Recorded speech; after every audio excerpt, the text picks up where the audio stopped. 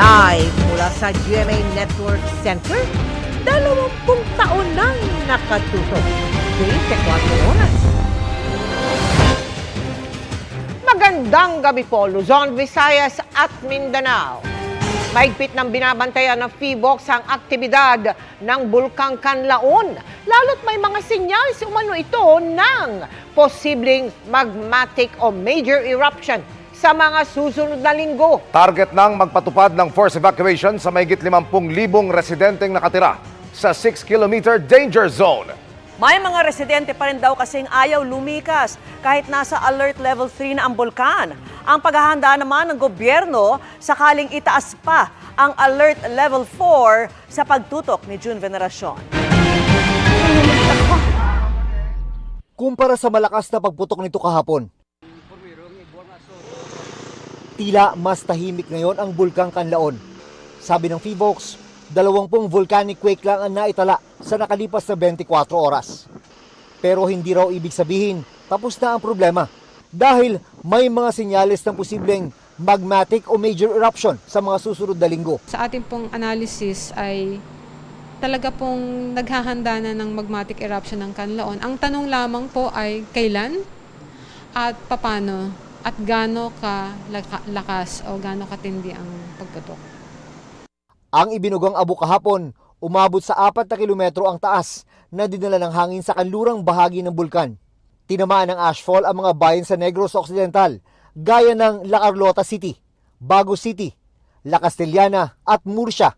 Ang bumagsak na abo sa lupa ayon sa PHIVOLCS, tinangay daw ng hangin at tumawid ng dagat sa Guimaras, Iloilo at Antique. Yung ibang ash na nararanasan po ng mas malayo, katulad po dito sa Antique, ay mga remobilized na abon na. No? Ibig sabihin po, sa sobrang lakas ng hangin, pati po yung ashfall na bumagsak na, ay napapadpad pa ng palayo.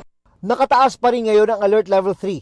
Ibig sabihin, kailangan ilikas ang mga nakatira sa loob ng 6-kilometer danger zone. Sa taya ng National Disaster Risk Reduction and Management Council, nasa 54,000 residente sa loob ng 6-kilometer danger zone ang target ng forced evacuation.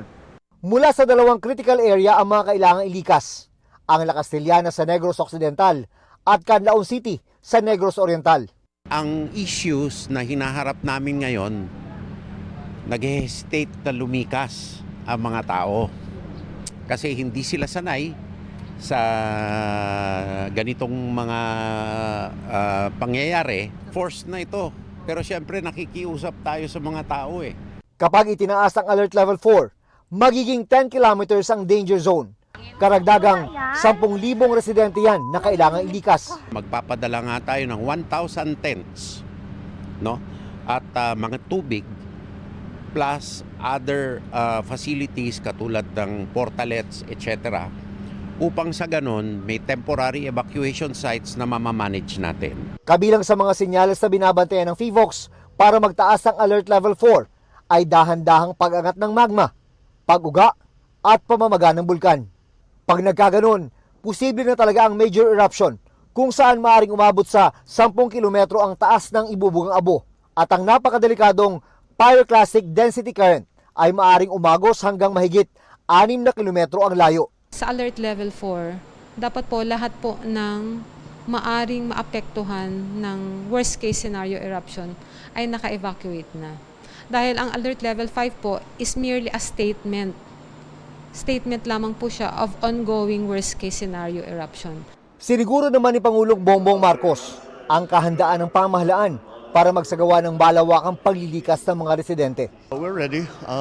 We know what to do, and we have already started to send food packs, and we already started to send all of the things that we bring to those who are in evacuation centers. Para sa GMA Integrated News, June Veneracion, nakatutok 24 oras.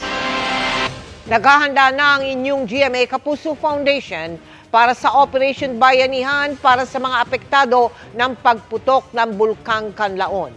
Kasalukuyan ang nagsasagawa ang GMA Kapuso Foundation ng repacking kasama ang 303rd Infantry Brigade, 62nd Infantry Battalion Philippine Army at iba pang volunteer sa Bago City Elementary School. Ang relief goods at KN95 mask ay ipapamahagi po natin bukas para sa 2,000 evacuees sa bayan ng La Castellana, La Carlota at Bago City, Negros Occidental. Sa mga nais mag-donate, maaari po kayo magdeposito sa aming mga bank account o magpadala sa Cebuana Luwalier. Pwede rin online via GCash, Shopee, Lazada, Globe Rewards at Metro Bank Credit Card. Nanindigan si Pangulong Bongbong Marcos na hindi magpapadala ng Navy warship ang Pilipinas sa kabila ng mga panibagong pangaharas ng China. Sinabi niya yan ngayong anibersaryo ng United Nations Convention on the Law of the Sea na isa sa basehan ng Pilipinas sa pag-iit ng teritoryo at soberanya sa West Philippine Sea. Nakatutok si Ivan Mayrina. Sa mga nakalipas sa linggo, panibagong mga insidente na agresibong aksyon ang ipinamalas ng China sa loob ng Exclusive Economic Zone ng Pilipinas. Mula sa paglapit ng helicopter ng China sa mga Pilipinong nangingisda sa Rosal Reef o Iroquois, peligrosong pagharang, pagbangga at pag-water cannon pa sa mga barko ng Bureau of Fisheries and Aquatic Resources o BFAR. At pinakahuli, ang bagong insidente ng panglilaser sa barko rin ng BFAR. Ang nakababahala pa ayon sa Philippine Coast Guard, kung dati-rati pang Coast Guard o militia vessel lang ang mga barkong gamit ng China sa pangaharas, ngayon Chinese Navy warships na at nasa Pangulo na raw kung tatapatan ito ng mga barko ng Philippine Navy. Sagot ng Pangulo, sa kabila ng pangaharas, hindi magpapadala ng Navy warship ang Pilipinas sa West Philippine Sea. We are not at war. We don't need Navy warships. All we are doing is resupplying our fishermen, protecting our territorial rights. Again, it will be provocative and will be seen as an escalation. We don't do that. The Philippines does not escalate tensions. Quite the opposite. The Philippines always tries to bring down the level of tension. Matatandaan nung isang linggo lang, sinabi ng National Task Force on the West Philippine Sea na posibleng i-deploy na rin ng Philippine Navy ang mga warship ng Pilipinas para sumabay sa mga ginagawang resupply mission ng BFAR at PCG sa mga mangingisdang Pilipino. Pero sabi ngayon ng Pangulo, walang magbabago sa diskarte ng bansa sa West Philippine Sea at hindi kailanman magiging bahagi ang bansa sa paglala ng tensyon sa rehiyon. Ang pahayag ng Pangulo kasabay na ika-42 anibersaryo ng United Nations Convention on the Law of the Sea na siya'y tinuturing na saligang batas ng karagatan na layong magtakda ng mga karapatan at maiwasan ang tensyon sa pagitan ng mga bansa. Ito rin ang isa sa mga basehan ng Pilipinas sa pagitan ng teritoryo at soberanya nito sa West Philippine Sea. As it upholds its lawful claim to its maritime entitlements, the Philippines has continued to engage coastal neighbors through discussions on the delimitation of the exclusive economic zone, the continental shelf, and the extended continental shelf measured from lawfully drawn baselines where these maritime zones may overlap. Para sa GMA Integrated News, Ivan Mayrina, nakatutok, 24 oras. Sa kulungan ng bagsak ng isang dating kadete matapos siyang mabistong nagbebenta ng mga iligal na armas sa buy-bust operation. Narito ang eksklusibo kong pagtutok.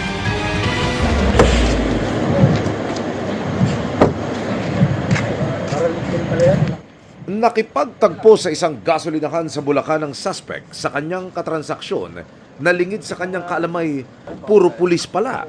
40 ko lang iniiwan sa akin, kuya. Mula sa van kung saan nakasakay ang suspect, inilipat niya sa trunk ng kotse ang mga baril na nakabalot sa insulation foam. Nag-abot na ng bayad ng pulis na naka-undercover sa suspect. Hudyat na kailangan na itong dakpin. Pulis kami, ha? Mga pulis. Dapa ka muna. Dapa kayo isa! Dapa yung isa! Yun! Dapa! Yun! Lapitan niya yan! Dapa na, sir, para wala nang problema. Dapa na! Oo! Kasama yan! Baka may tao sa loob, ha? Pulis to! Relax ka lang. Kalma ka lang. Posas! Arestado ang suspect na nagpakilalang dating kadete ng isang military academy na sinipa makaraang magpaputok ng baril sa loob ng training facility.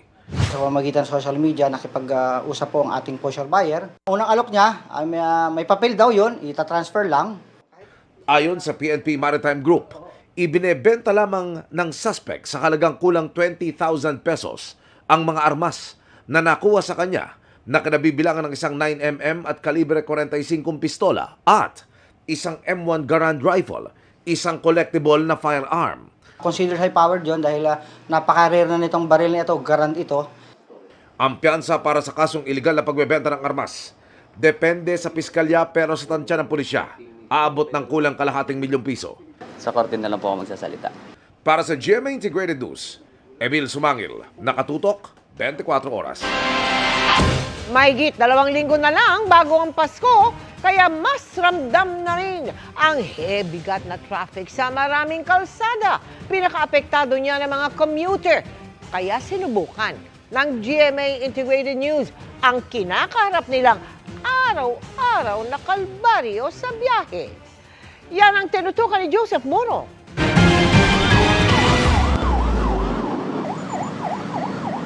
Pangitain na ang eksenang ito sa Commonwealth Avenue, Quezon City sa traffic na sasagupain, lalo na ngayong magpapasko.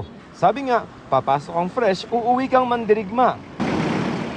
Si Adrian na taga Montalban, Rizal, alas 4 ng madaling araw gising na para pumasok sa Mandaluyong. Ngayong magpapasko, mas mahirap na ang pagsakay. Mas madami po yun kasi po, yung halimbawa po yung sa tita ko din po, madalas po siya bumabiyahe pag Pasko po kasi namimili din po ng mga gamit, may tindahan din po kasi. Hirap na papasok, pati pag-uwi. Ayun po yung nagtatagal na po minsan ng 3 hours kasi ang hirap po makasakay. Ilang minuto ring nag-abang ng masasakyan si Adrian nang may dumating.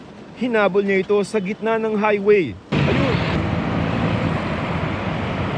May mga habal na nag-aalok ng sakay sa mga hindi na makapaghintay.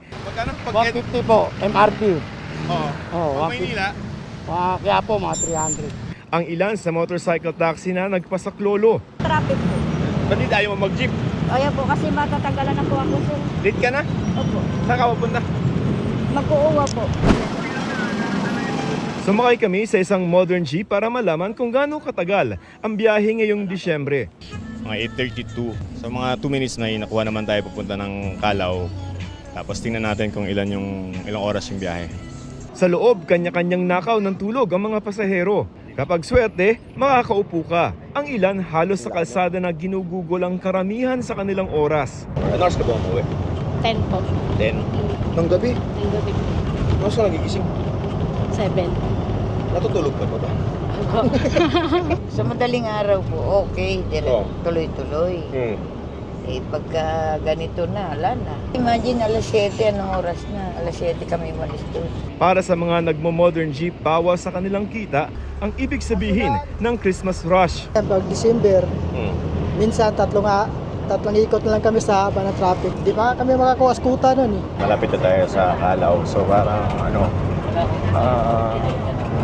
lampas isang oras yung biyahe. Pagbaba namin ng Maynila, Ingat ka sir, bye-bye. sumakay naman kami ng TNVS. Mabilis kami nakabukda kung alas 10 ng umaga. Kanina ka pa nagbiyahe? Opo. Ano oras ka nag-start? Morning, sir. Umaga? Ano oras? 6 o'clock, sir. 6? Nakailan ka na?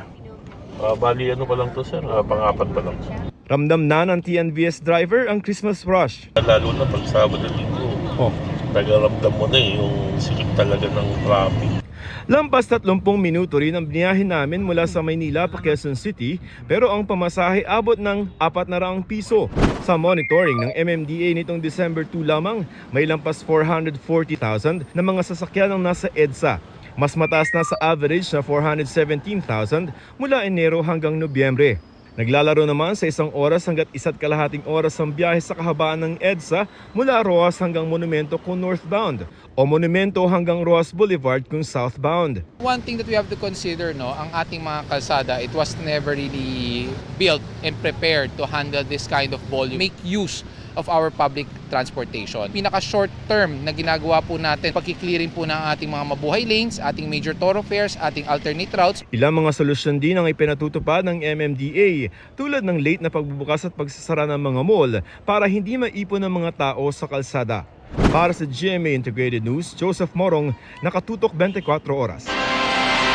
Gustong paimbestigahan sa Kongreso ang umunoy pagmamanipula ng mga trader sa presyo ng asukal. Suportado yan ng Sugar Regulatory Administration, lalo't ikinalulugi ito ng maraming magsasaka. Nakatutok si Bernadette Reyes.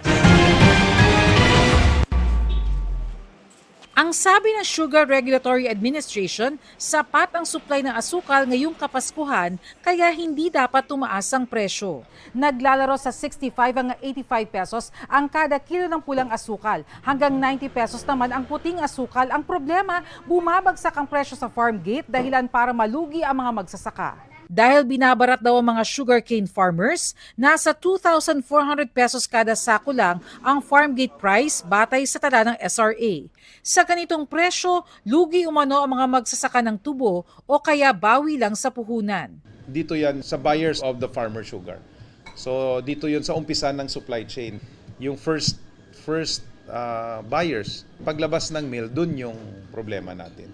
Yung wholesale and retail constant eh. So, lumalaki lang yung gap from wholesale to farm gate. Daing ng United Sugar Producers Federation of the Philippines, may mga trader na nilalaro umano ang presyo. Iipitin umano ng mga trader ang nabiling asukal sa mababang halaga para tumaas ang presyo kaya damay na rin ang mga mamimili. The sugar mills, they have huge bodegas.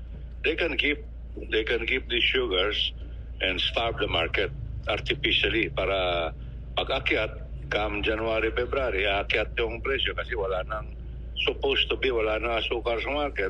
That is when they will unload the cheap sugar that they bought from us and make money.